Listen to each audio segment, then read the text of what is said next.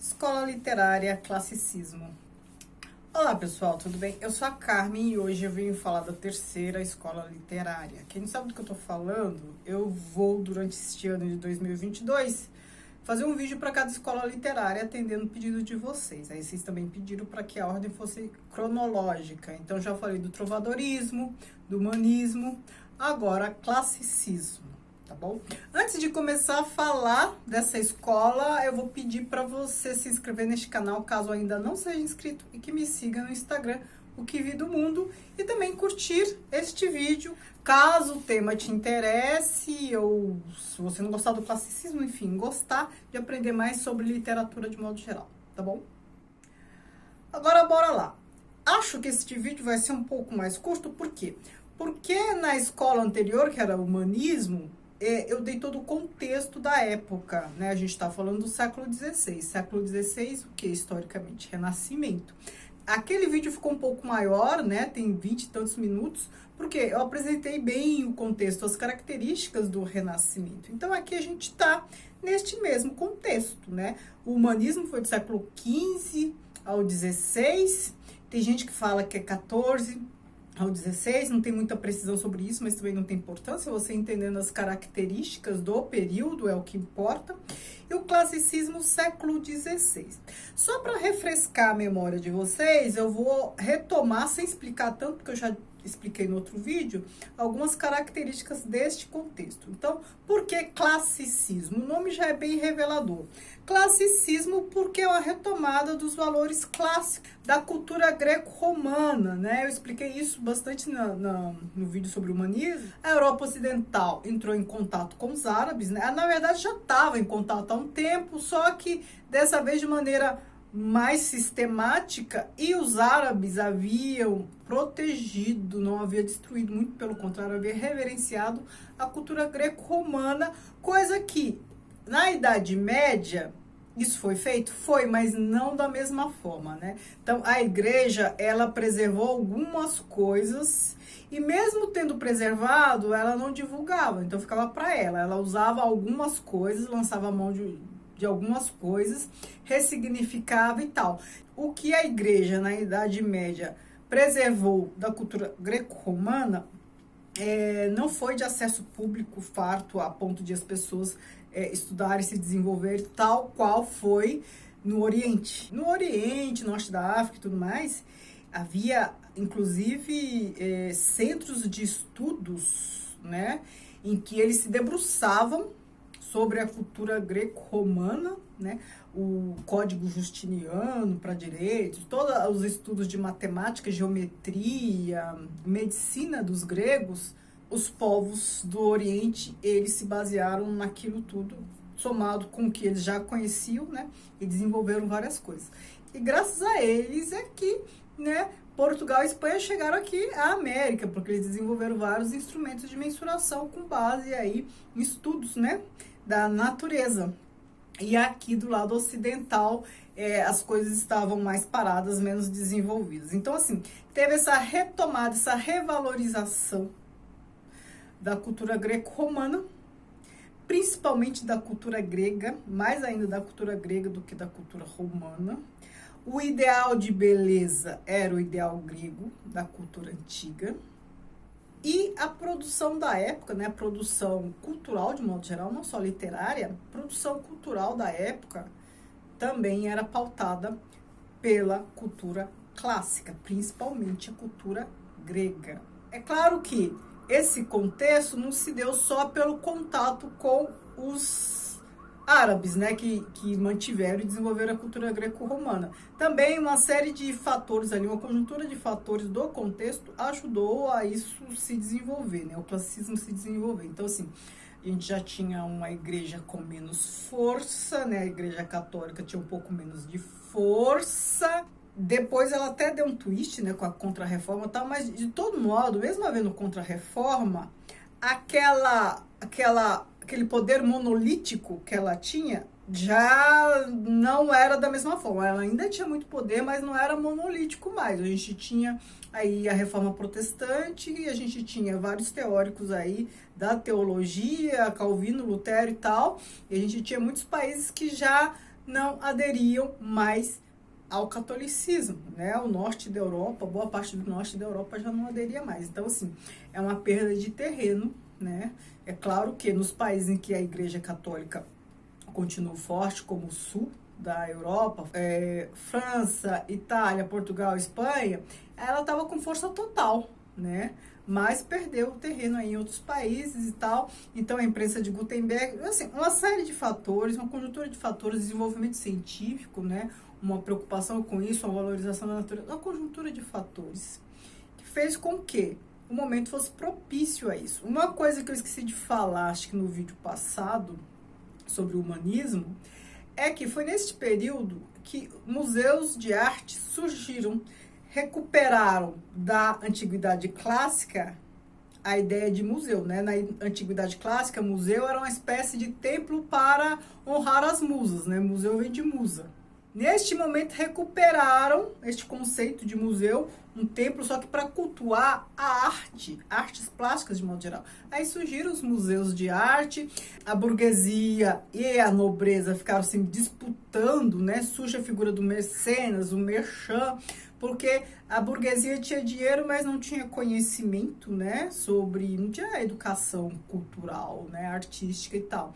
E a nobreza começou a disputar, então assim, vários palácios nobres que tinham obras de arte começaram a fazer exposições, montar galerias, né, a Galeria Uffizi mesmo em Florença é um exemplo disso. Então, começaram a surgir esses espaços para expor obras de arte, artes plásticas, né, e a burguesia precisou de ser orientada, né? Tinha dinheiro, tinha condições de investir nisso, mas não tinha conhecimento. Aí a produção da época, a gente viu no outro vídeo, Botticelli e tal, conjugando ali a questão religiosa cristã com a questão pagã, né? Que também é religiosa se a gente está falando de mitologia. Então, assim, quando eu falo religioso, normalmente estou me referindo ao cristianismo nesse momento, mas assim, a gente não pode esquecer que a mitologia era a religião dos antigos. Então, assim, tentar fazer essa separação, né? Essa união entre cristianismo e mitologia, a gente viu no quadro do Botticelli com o Nascimento da Vênus, por exemplo, certo? Então tá, a gente tem essa retomada do clássico. Falei que esse vídeo ia ser curto, mas enfim, parece que eu não consigo, né? E aí, a gente vê as produções lá no humanismo. Agora, nesse período, que é denominado classicismo, a gente tem outras produções, ainda com características lá bem parecidas, mas com menos presença do cristianismo. A gente viu lá no humanismo a Divina Comédia, a gente viu Gil Vicente com os altos lá, a Barca do Inferno e tal, com muito maniqueísmo entre bem e mal, céu e inferno, essas coisas todas. Agora, no classicismo, tem menos disso, não tem muito disso não, de cristianismo. É mais uma retomada mesmo para a cultura greco-romana, sobretudo a cultura grega, mais grega do que latina. E aí, o que a gente tem? Essa supervalorização plástica da forma grega.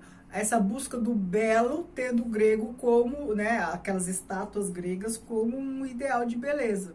A Europa, de modo geral, mais especificamente França, Alemanha, eles tiveram até interesse em recuperar um passado grego, né? Então, querer ali investigar as origens, de tanto que valorizavam a cultura grega, né? Queriam um passado grego. E vou abrir um parênteses aqui, dizendo que a Europa nunca foi grata o suficiente ao Oriente, aos árabes, pela essa retomada. Na verdade, elas voltou às costas, né? A Europa nunca atribuiu ao Oriente, sobretudo aos árabes, a importância que eles tiveram, nunca reconheceram o papel deles no desenvolvimento europeu ali desse momento, hein, que foi crucial. Uma outra característica desse contexto, que teve mais impacto no classicismo, é a questão do capitalismo, o surgimento, né, do capitalismo. Eu falei para vocês lá no vídeo sobre o humanismo, o surgimento da monetização, né, de um sistema bancário e tal. Isso tem tudo a ver com o capitalismo, né? Isso começa a surgir também. É claro que não era banco como a gente conhece hoje, né? Eu estou falando de operações similares a operações de banco, né? Sistema monetário Então, aqui neste período já tem essa preocupação que hoje a gente caracteriza como o desenvolvimento do capitalismo, né? Começa aqui bem forte. E aí, o que a gente tem de produção da época? As produções mais marcantes, né? Os autores mais marcantes. Ora, eu falei para vocês, uma retomada quase que total da cultura grega, né? Um momento que marca bastante esse fim da influência cristã na literatura. Então, as obras que eu vou mostrar, vocês não vão ver muita influência, como a gente viu no vídeo sobre o humanismo. A gente tem aqui, como um grande expoente desse momento, os Lusíadas do Camões, certo? Aqui, Portugal, que era um país que descobriu o Brasil, né? Então, assim, um país que estava em destaque naquele momento por conta dessas terras descobertas, né? Não só aqui, mas na África e tudo mais. Os Lusíadas foi feito com um propósito muito semelhante ao da Eneida. Assim como Augusto, o imperador romano, quis cantar as glórias de um passado mítico e tudo mais, da construção da nação, enfim, queria exaltar a nação, e aí encomendou a Eneida para o Virgílio. Camões fez os Lusíadas, né? Lusíadas vem de luz, o povo lusitano, e aqui contando as glórias, né, das aventuras dos navegantes e tudo mais. Eu falo pouco dos Lusíadas aqui no canal, por quê? Porque para falar dele eu teria que relê-lo, né, mais uma vez, para falar com mais pormenor. Mas, como eu já li esse livro 3 vezes por obrigação, as 3 vezes por obrigação, uma vez para cada vestibular que eu tive que prestar para entrar na USP, e uma outra vez na Faculdade de Letras, que eu fiz um semestre só sobre os Lusíadas. Então, essa edição aqui, que é portuguesa, do Instituto Camões, inclusive, está toda anotada por mim e tal, mas para fazer um vídeo teria que ler novamente. Então, aqui, ó, temos aqui os Lusíadas, uma epopeia, vejam só, a retomada de uma forma grega de literatura, né, que é a epopeia, assim como Ilíada, Odisseia, Eneida e tudo mais. Tem uma epopeia cantando aqui as glórias de um povo, com todo aquele formalismo, né, dos versos e tudo mais, né, todo aquele formalismo clássico. Um outro autor que a gente tem aqui, que representa esse momento, é Shakespeare. Shakespeare produziu, sobretudo, teatro, né? Claro, ele produziu sonetos também, poesia, mas, sobretudo, teatro. Ele é mais conhecido pelo teatro. Peguei Hamlet aqui só para ilustrar. E Shakespeare, nas obras de Shakespeare, a gente tem um pouco desse contexto que eu falei para vocês. A gente tem essa questão do capitalismo surgindo, mas aqui aparece muito do contexto, um país que, no século, a gente está falando do século XVI, um país de destaque neste momento era a religião, a Península Itálica, né? Não havia o país Itália como a gente conhece hoje, mas havia Nápoles, Veneza e tal. E Shakespeare, embora inglês, ele representava essas regiões. Então, assim, a gente tem o Duque de Nápoles, o próprio Otelo, né? O Mouro de Veneza, né? Então, aqui no caso do Hamlet, não, né? Ele é dinamarquês, príncipe dinamarquês. Mas ele representa muito a Itália em várias obras dele e em várias outras regiões ali. O Shakespeare é fantástico por quê? Porque ele reúne características do contexto e traz para a obra, mas ele também se volta para o clássico. A forma de produção do Shakespeare, ela é toda clássica.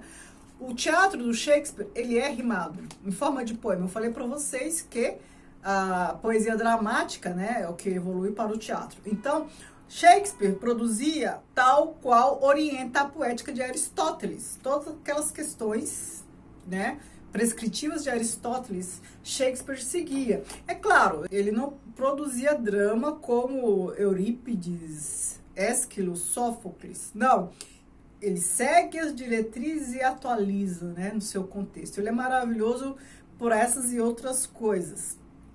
E ele traz questões que não envelhecem, porque ele está falando do ser humano. Então, assim, percebam, ele traz questões do passado, né, principalmente no aspecto formal, com conteúdo contemporâneo dele, e questões que são universais, por isso nunca envelhece. Então, assim, é passado, presente, século XVI, E futuro já, futuro não, né? Futuro é aquela coisa assim, atemporal, para todo sempre. Quando a gente fala de uma pessoa ciumenta, né? Como o Otelo, a gente está falando de ser humano não muda, né? As emoções estão aí sempre, pode mudar todo o contexto, mas as emoções estão com a gente. E então, por isso que as obras de Shakespeare são bem atuais. E outra coisa, muitas das histórias de Shakespeare, a gente tem a inspiração clássica. Por exemplo, Romeu e Julieta, a gente viu lá quando leu Metamorfose de Ovídio, uma história lá que inspirou Romeu e Julieta. Então, assim, ele conhecia bastante os clássicos. Então, a literatura grega e latina. Um outro que é representante deste momento, Don Quixote, né? E aqui a gente tem o primeiro romance, é considerado o primeiro romance, Don Quixote de Cervantes. Aqui ele retoma a questão de novela de cavalaria, que era bem comum na Idade Média, só que de uma maneira totalmente diferente, né? Tanto é que ele não produz novela, ele pega a mote da novela e ele produz esse romance. Essa edição toda é deste tamanho, são 2 volumes, porque ela é bilíngue, a edição dá 34. E esse é considerado o primeiro romance. A gente tem aqui história super longa e com bastante arraigada, assim, ao contexto daquele momento. Então percebam que eu mostrei para vocês uma epopeia, um livro de poemas, mostrei para vocês um romance e mostrei para vocês teatro, né? Então é isso.